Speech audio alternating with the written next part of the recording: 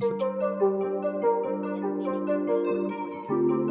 Hey everyone, you are listening to another episode of the All Things Private Practice podcast. I'm your host, Patrick.Casale, coming today from sunny St. Pete, Florida, where it is 75 degrees. I am joined today by the co-founders of ZynnyMe. We've got Kelly Higdon, we've got Miranda Palmer, both LMFTs in California, and they are going to talk about their story and how they were kind of the pioneers of private practice coaching and building. And I'm just really happy to have you both here. Pioneers. I don't know about that. I'm not sure about that. We were definitely, I think 𝗁𝘁 was the pioneer. 𝗁𝘁𝗲 were more of the pioneers. Yeah. However, I think been around a while though. We've been around a real long time, and the other pioneers have mostly retired and left. And I think we did things in kind of a new and different way. That went beyond what they had been doing. So. Thank you for that introduction. Yes. We just know that people have gone before us, yes, for sure. I like that you named that you're like, wait. Like, we've been around a while. We know our stuff, but like, we got to give some credit over here too. Yes. So I totally respect that. We got 25 years between us, and that there's still more people out there. I think this is the other part too, is that we did not set out to like buck the system. We weren't trying to like, oh, we're gonna like do something amazing and great initially. Like, I think we both stumbled into this in a really heartfelt and just joyful way of just seeing a need and wanting to be of service and having a need ourselves and wanting it to be filled. And this is sort of what happens with that, plus a lot of intention, a lot of mistakes, a lot of planning along the way. The other day, like, we were sitting in the office and we have to add like 401k plans and things like this, right? And I was saying to Miranda, like, when we first started, I didn't dream this big. And while I really do encourage my clients to dream, I also tell them, like, hold it loosely, like you hold it, but then you're also open to all the possibilities you never thought of, because my mind could not have imagined where we are now. Like, I could not have thought that's how it would go. So it's kind of funny. How does that feel to see that and reflect back on, like, I left my agency job or wherever you started your practice journey to now? How does it feel? I mean, right? I mean, for me, I think it's always funny. Like my process started in terms of like becoming a somebody, or like having community, because I failed a licensing exam. Like, I failed a licensing exam by one point. Nobody I knew was studying for exams. Everyone I knew who had passed was like, I don't know what to tell you. And I just felt really lost and alone, and had this like random idea to start an online study group and start bringing people together. And maybe like 4 months later, somebody in the study group was like, hey, is this a joke? I got this letter in the mail saying there was something wrong with the test, and I actually passed. There was like 4 of us that had all failed by 1 or 2 points.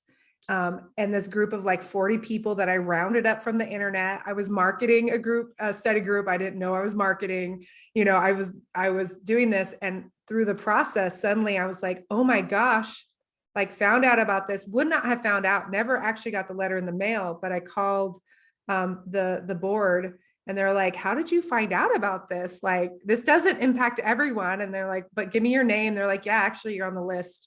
And like, here's your next step. Just send us your money and you're done. And it was such a experience of like what it brings to bring together people from, at that point, it was all over California. And it wasn't just the exam process we were struggling with. It was the counting of the hours and what to do about supervision. And now it's about private practice and all the other things. And so I was just like, this is so powerful and it's so valuable to me, and I want to keep giving back.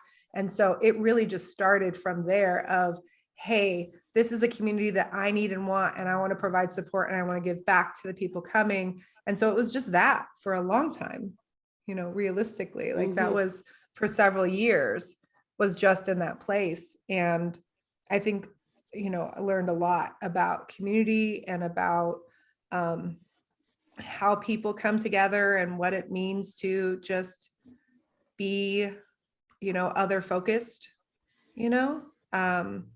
and yeah, it was just kind of that magical thing. But again, even that, like, I wouldn't, like, that was one of those moments in time, failing that exam. I could not have imagined that, like, that moment, like my stomach dropped and just, crying. And I had to go to a family event and everybody knew I was taking the exam, and like walking in and just being like, feeling like the lower, and everyone's like, oh, how'd it go? You passed? I'm like, nope, I failed. And they're like, they just start laughing. They're like, no, you didn't. And I was like, no, I really failed. And my grandma was like, there must be something wrong. If my Mandy failed it, that's what my grandma calls me. There must be something wrong with the test. And I was like, thanks, Grandma, but like, it's not a thing. Except she was freaking right, and it was a thing. But I mean, yeah, that point to this point. Yeah. Wow. I mean, learning to step into owning that we've done this it's still a practice that we're trying to make, because when you are, when you're running your own business, you get really into what's next, instead of just saying, oh, look what is, because it is quite amazing. And to think about the impact is, I try not to think about, because I think I would get kind of a little stunned when I think about like how many people are reading this email, or how many people might listen to this podcast. I don't think about it. Otherwise I'd be like, oh yeah. Like I look at things and like, we didn't even track our stats on our podcast. Our podcast's been around for a long time.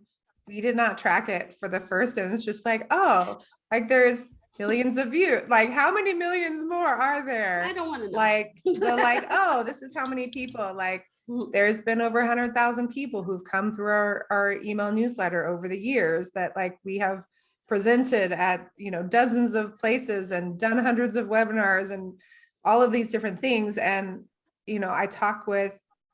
I was talking with someone recently, and they're like, oh no, I remember, I found out about you while I was in grad school. And the first thing that I did when I graduated was I joined your business school, and now they're running a private practice summit that I get to go and speak at. Like that level of like, oh my gosh, I really have been around a minute. Like they joined our business school, created their successful practice, created another stream of income, and now that's a part of things that they're bringing people together, and they're part of that next generation. Is that right? Next generation. The next generation, yeah. Which is great, and it's lovely to support them. Yeah. I love that. And I like the humility too on, I can sense like, I'm not looking at the views. We're not here for that. We're just realizing like our support has trickled down and has reached so many people. And the more people we help, the more people they help. And in reality, it's just really incredible to think about it that way. And it's so interesting now that we're moving into the era of like a different way of psychotherapy and people wanting to add to their businesses. And I don't think a lot of people really understand how applicable our skill sets are in so many different ways. And more importantly, when you're leaving an agency job, all you think about is just leaving your agency job. Like you're not actually thinking about what else is possible because you really don't know. Yeah. I think this is the part that's so interesting. And that I think, I know this isn't where you're going, but it's where my mind goes, is people are so in the place of wanting to get out of feeling, not valued or devalued, feeling burnt out, feeling like they're just running around, but feeling like the rules are constantly changing. And what I see happen a lot is that people are kind of leaving that. And because they haven't stopped to kind of pause and explore, and this is even like their own part of it, like where were the places where I didn't set boundaries, where I didn't set limits, where are the places where I had unrealistic expectations of myself, not just what came from this other person, where the places have I internalized this broken system?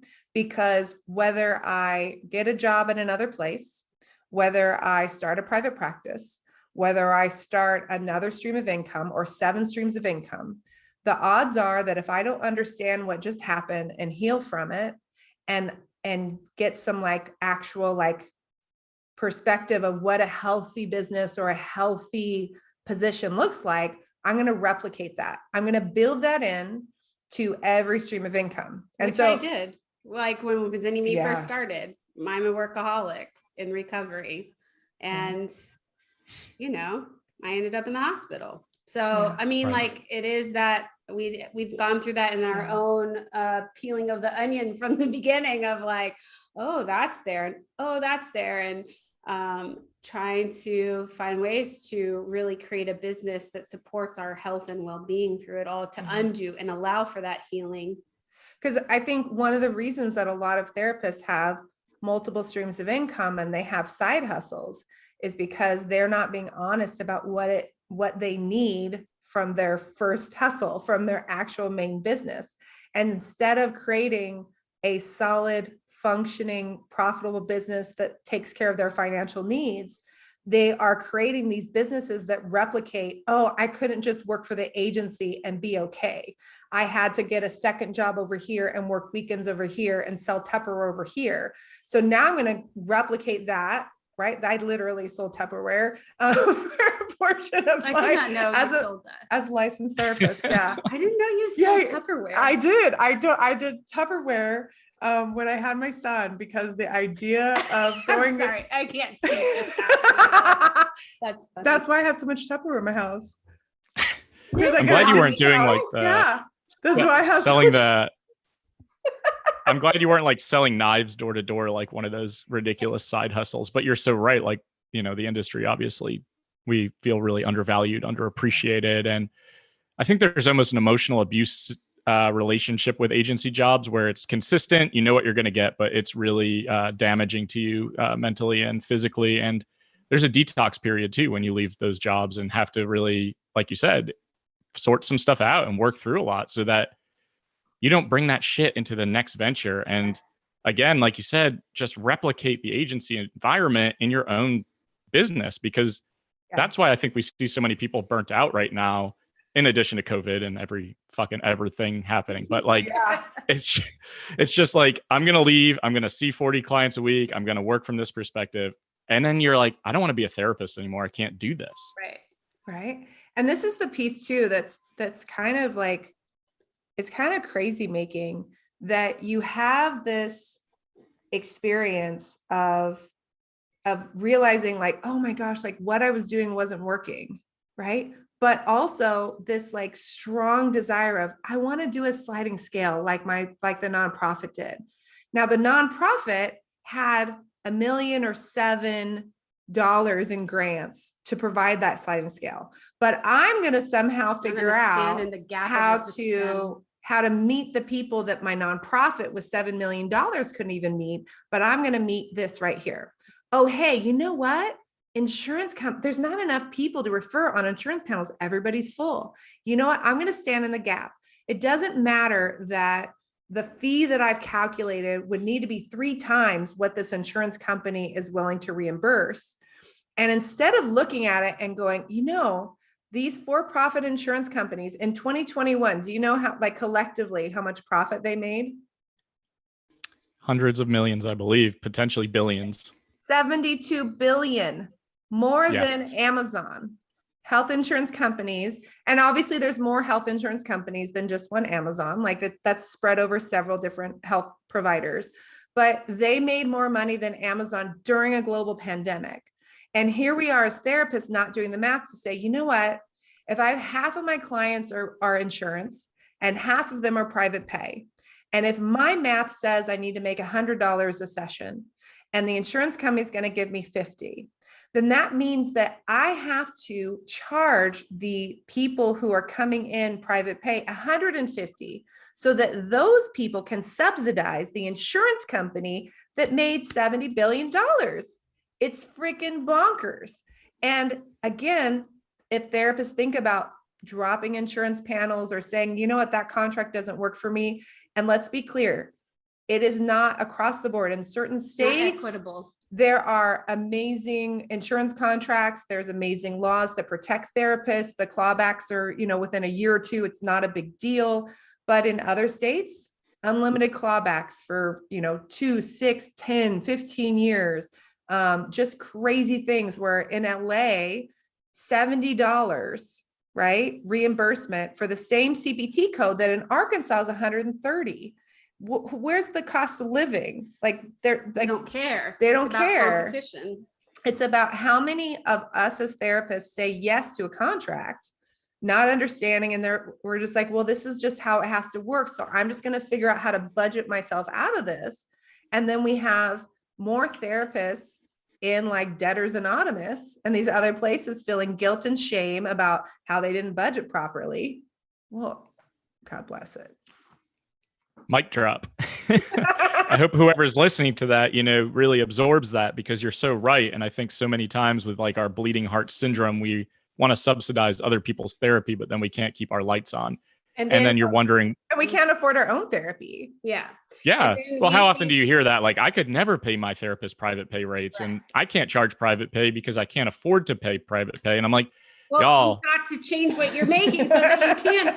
And also and this is another reason why people then say, well, I'm going to do coaching, I'm going to do courses, because that will subsidize this issue. And our argument is like, this needs to be addressed. Otherwise, as long as we continue to say yes to it, it will continue. And we'll replicate it in the course. Yeah, we will. We'll undercharge for the course.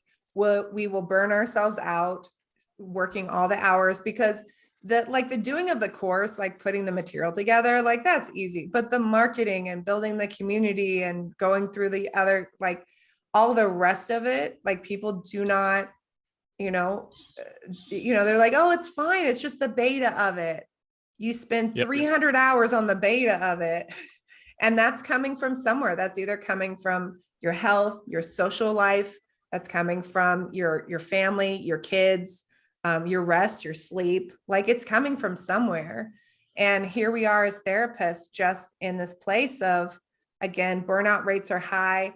Autoimmune conditions are really high right now. And that's not something people are talking about a lot. And that's not to blame therapists, but we take on a huge amount of stress and trauma in what we do. We're taking on people's energy, and our body needs some time to like process that out, to breathe it out, to walk it out, to work it out, whatever the thing is that we need to do. And if we keep our brain moving constantly, and sometimes this can be a trauma response, often this is a trauma response. This is part of where this burnout and trauma have some like overlap, and they kind of like all tie together. If we don't understand that that's what we're doing, then suddenly that like, oh my gosh, I've got all this energy to do this course and what have you, and I'm really disorganized. We don't realize this is a flee response. This is a flee response, right? Oh my gosh, I can't say no. I'm scheduling clients all over the place, and I'm seeing 10 people over my max, and I'm saying yes to every sliding scale. This is a fawn response, right? Absolutely. And until we like understand what's happening and we pause for a minute, the crazy part is that it impacts clinical care, like at the core of it.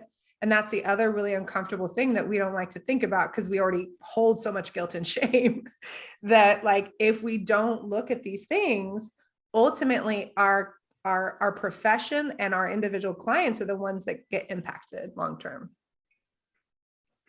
Yeah.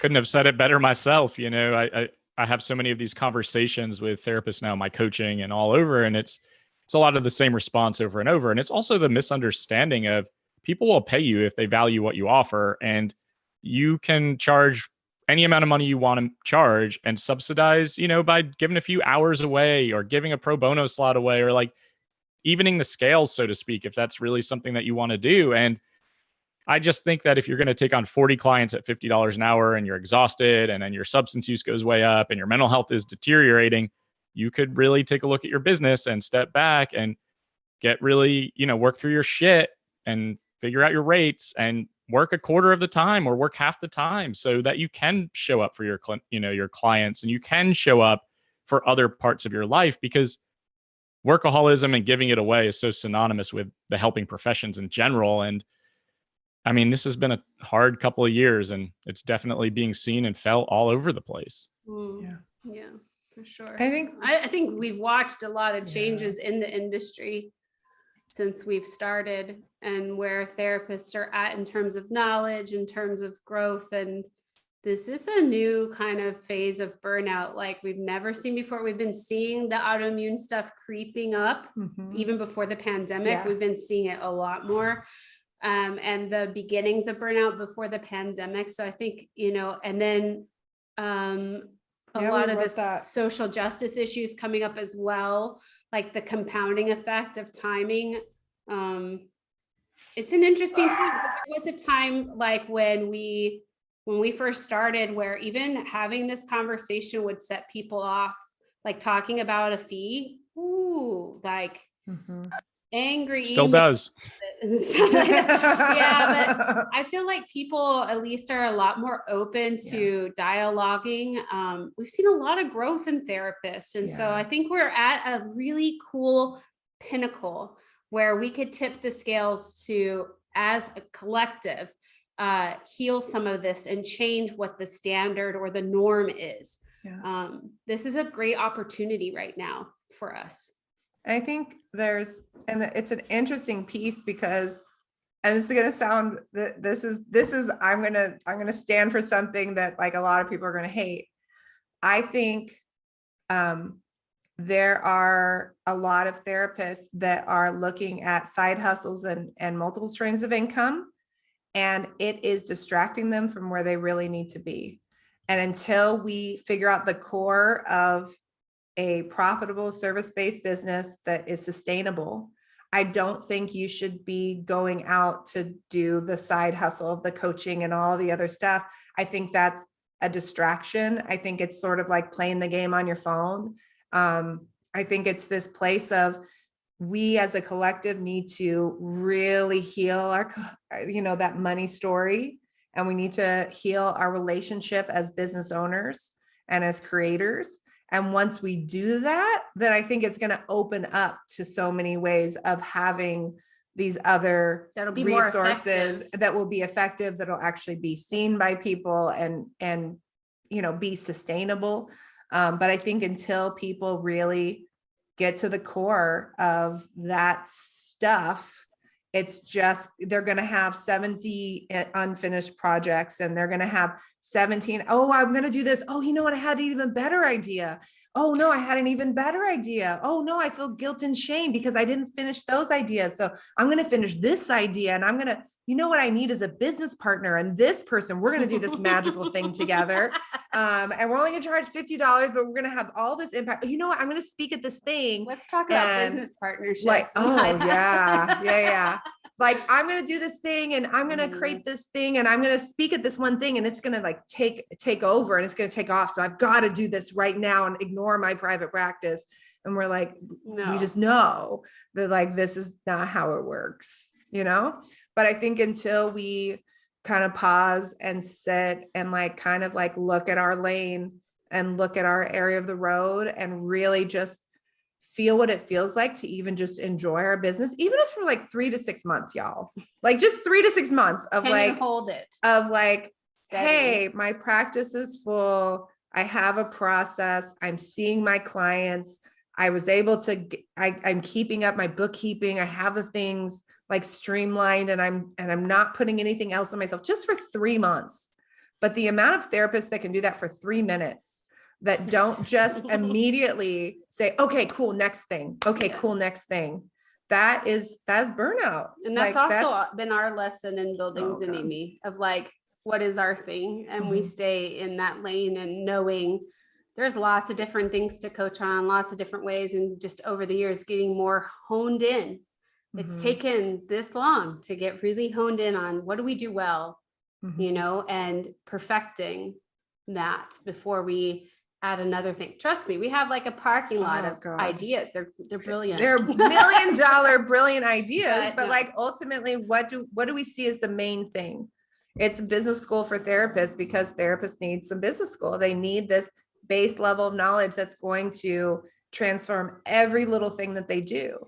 And people are like, oh, well, why don't you just do this standalone training here and this little training here? It's like, because people need the whole picture. If we just talk about the money story without the other pieces, it doesn't work. If we just talk about the website without the money, it doesn't work. If we just talk about the marketing without talking about the website or the money, it doesn't work. It's like, it needs to, for us, we're holistic, and we're also talking about personal boundaries. We're talking about clinical boundaries. We're talking about clinical outcomes, and we're integrating it all together so that when people leave or leave complete, process through that we know they're going to be happier humans.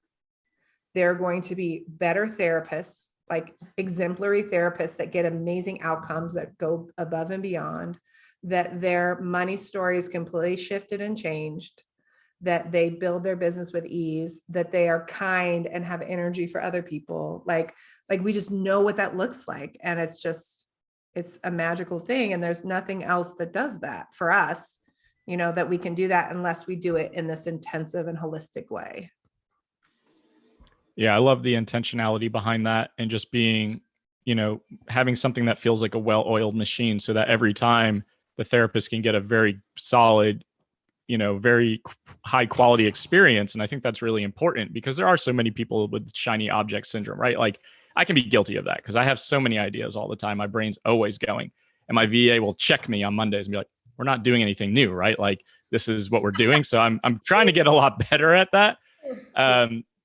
But ultimately, yeah, I think what you're saying is so important. And I preach that all the time. Like, you've got to treat your business like a business. And 99% of therapists don't understand the business side, and they get really shameful about that.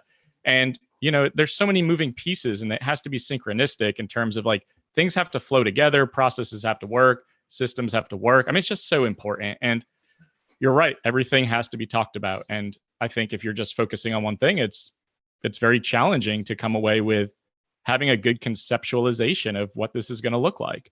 Mm-hmm. Yeah, I think that's such a really important part. I do want to ask y'all, and I know you get this question all the time. One, how the hell did you come up with this name? And two, how does it work as partners? Because I've talked with Kate and Katie, and they kind of described it as it has to almost be like a marriage. And in a lot of ways, like, you have to have an exit plan that you both agree on. And I'm just curious about that. Like, over the years, what have you seen shift, and how has that been, not only challenging, but also really powerful too? We were talking about this on our run last week. Yeah. You stacked a lot of questions. Well, let's start with ZynnyMe. Let's start with a name, because I feel like you get that a lot. So when I started the study group, it was on Yahoo Groups, and I used my email address, which was zinny@yahoo.com. And the Zinny was just a random thing that popped into my head one day. I had no idea. I was probably like 18, 19, like, I don't know. It had been around for a long time. And so then when we decided to start the business together, 𝗀𝗃 actually was like, oh, everybody knows you as like Zinny from the study group. You should totally, like, that's super cool. You could do something different. And we're like, yeah, that'd be cool. Now we're just like, that was dumb, but like, whatever. And then Zinny.com was taken. It is still taken to this day. I emailed them, someone like in Asia has it, has never used it. And I was just like, can I please have it? So then we were looking at like, well, then how can we do it? Is it going to be like Zinny.tv? And there was a Zinny.me, and she was like, well, why don't we just do like ZynnyMe? And we're like, and then it'll be like a verb, like ZynnyMe, like transform me, empower me, which is ZynnyMe, like ridiculous, whatever. But it's a good lesson of like how not to name your business. But it's now a search keyword. It is a search keyword, and it's often misspelled as a search keyword, which is even funnier. So yeah, it's great. So it's a good lesson in business naming. It's also a good lesson in like marketing and branding too, because you're right. It's well associated. Bad name. You can like it's not a great name. But yet we've been able to brand it. It was harder for us at starting out in creating that brand. We actually, for a little while, we really made ourselves the face of it, and we saw things blow up at that point. And then we've been working towards kind of moving that back into a brand so that we can bring other people on. We have some amazing coaches that we have trained that are like amazing that we've been one-on-one coaching for years, and to be able to bring those people in, just having it be like Kelly and Miranda, like doesn't do it justice of what we want to provide for people. So yeah. In terms of like a partnership, I think a lot of people assume that Miranda and I were really close friends and we started this business together. We barely knew each other. I had hired Miranda to do coaching for my own practice. And then I started getting feedback of like, why can't you automate some of this into a course? And this seems kind of repetitive, and what a pain in the ass for you. And what, you know, and so she's like, yeah, I'd love to do that, but I can't, you know, I need support. Like it's too much for one person or whatever. So we had only met in person once. And it was over some random dinner, and that was it. And we lived on opposite sides of the state. Yes. I will say the beginning years, there are tears. There is a lot of like learning about each other when you're running a business virtually apart and you don't know each other. Like, and through that and through leaning in on it, has been, I mean, we're family, basically. Yeah. Our kids have grown up together. We do trips together. And there is a deep, deep love there, but that's taken time to grow that and to have trust. And yes, it is like a marriage. It is harder for us to divorce than it has been for Miranda to divorce her husband. And it's true. It is, it's a lot more to undo. And there's a lot of conversations. It is, I will say this, other people who have worked with us, like in partnerships and saying things like this, they've all said the level of communication it takes for a partnership, they don't want it. Because it does. Like I have to let her know what's going on. She has to let me, we divide and conquer. But we also divide and conquer the P&L, and like the income gets divided too. And when we make decisions, we have a process, and we've gotten clear about that. Now we do a lot more meditation, intuitive kind of stuff. But if there's like I want this, sometimes it's like, I don't care, that's fine. And other times I'm like, ooh, no, I don't. And we have to work through that. And we use a lot of tools for that, which has come from our own growth and maturation too. I think, you know, we're very, very lucky. And that's why when people come in through our business school and they're like, I have a partner, and we're like, people look at us and they're like, see, partnerships, cool. And we're like, this was sheer luck.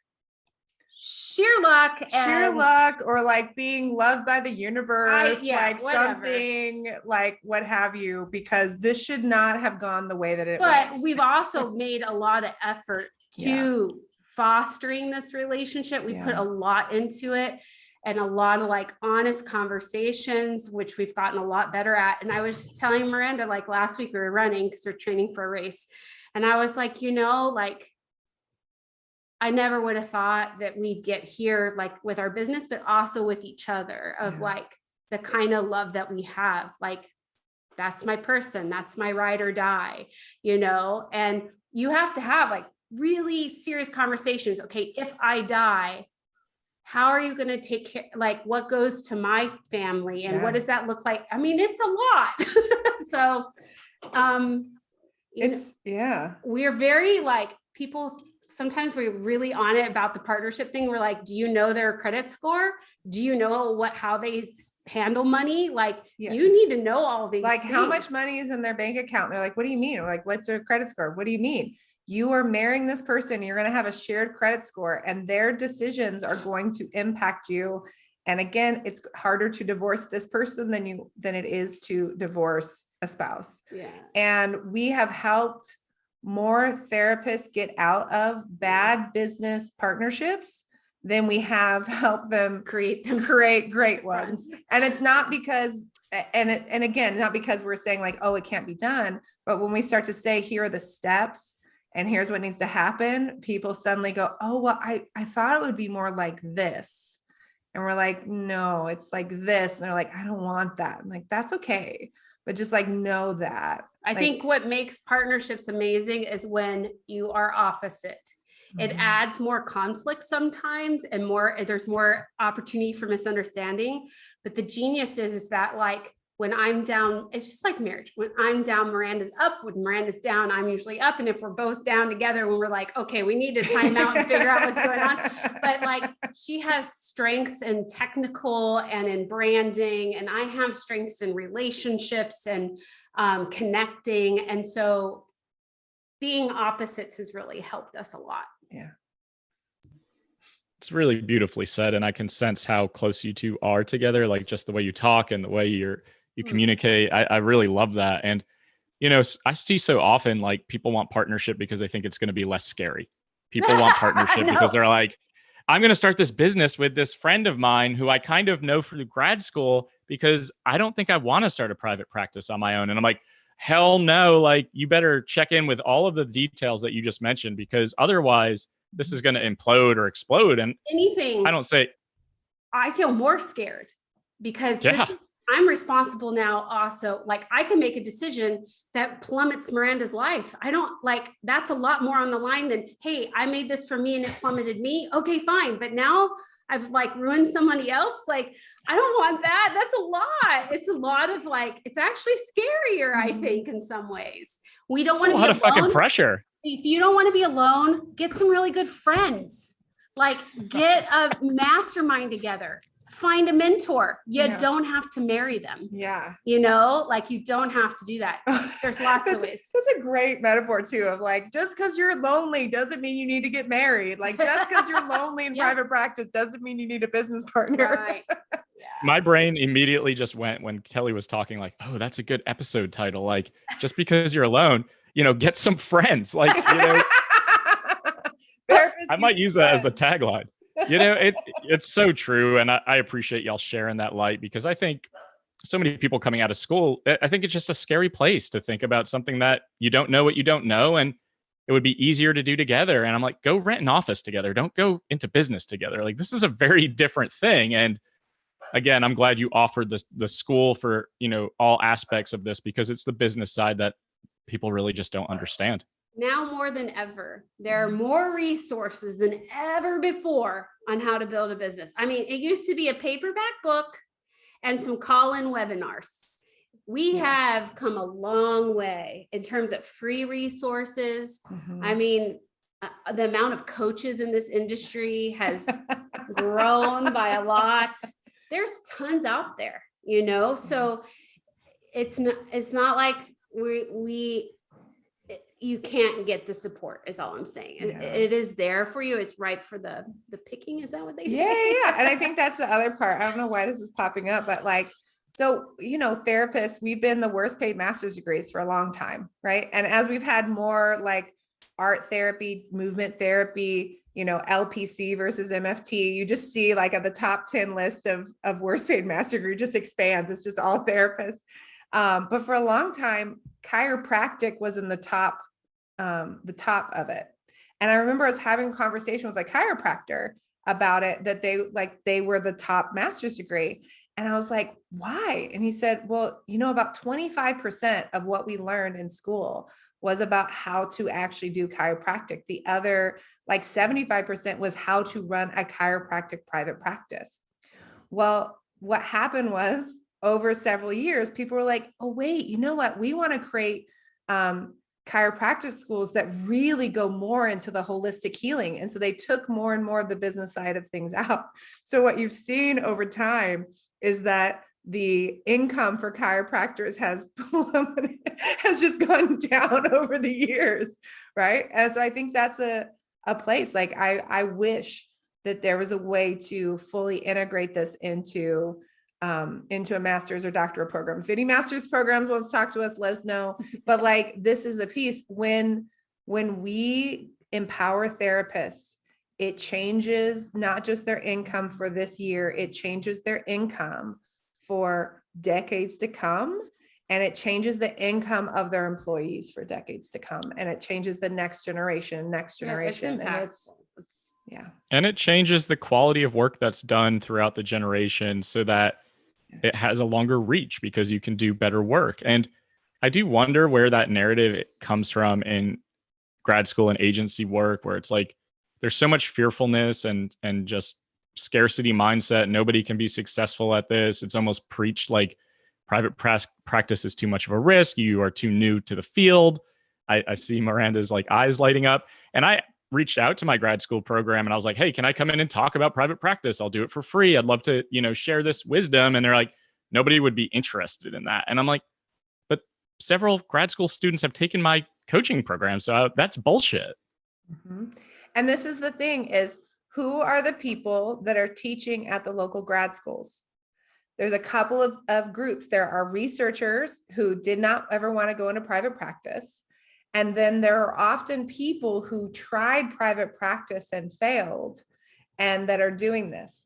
People that have successful, thorough private practices often do not have time and energy to also go teach on the side. Yeah, the financial numbers are just so low. So you end up with this really skewed viewpoint. And there are schools, like some of the private schools, where they kind of require that somebody be in private practice to go and teach, but those are kind of few and far between.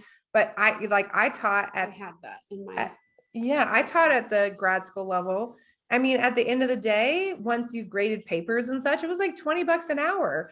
Like, it was not far into private practice that I was like, this math does not add up. And like, I'm out, so absolutely. So it skews the whole thing.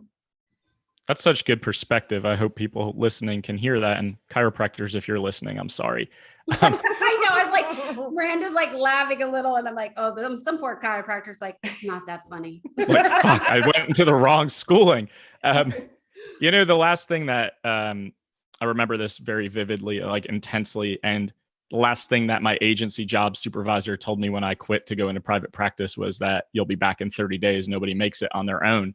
And I have used that as motivation, for the last 5 years. And I will always use that as motivation because I'm like, who the fuck says this? I'm sorry that you're jealous or resentful that I'm leaving, but ultimately that's so self-limiting. And I think that that's the narrative that we really have to work through in our profession, that we limit ourselves. And thankfully there are a lot of great programs and mentors and coaches and support and everyone that's out there doing the work and, doing it in a really value-driven way. So, did you send your tax return last year?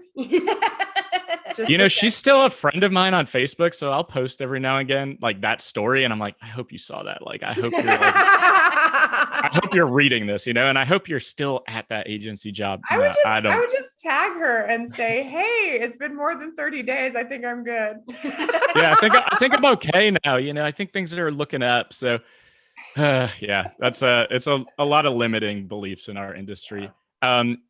I did want to just ask, while we are winding down, just tell the audience where they can find more of ZynnyMe and how they can get connected to all of the wonderful services and resources that you have. Well, you can go to ZynnyMe.com. That's Z as in zebra, Y as in yellow, N as in Nancy. This is why it's not a good name, NYME.com. Do you know how many times we've had to spell that when we're giving our email addresses to people? Like, it's bad. So ZynnyMe.com/free is where you can find well over 10 hours of free training. We have a free community that is not on Facebook. I know yours is on Facebook. We're on Mighty Networks because we like to keep it a little separate. So it's very focused on business and private practice building. And free CEs.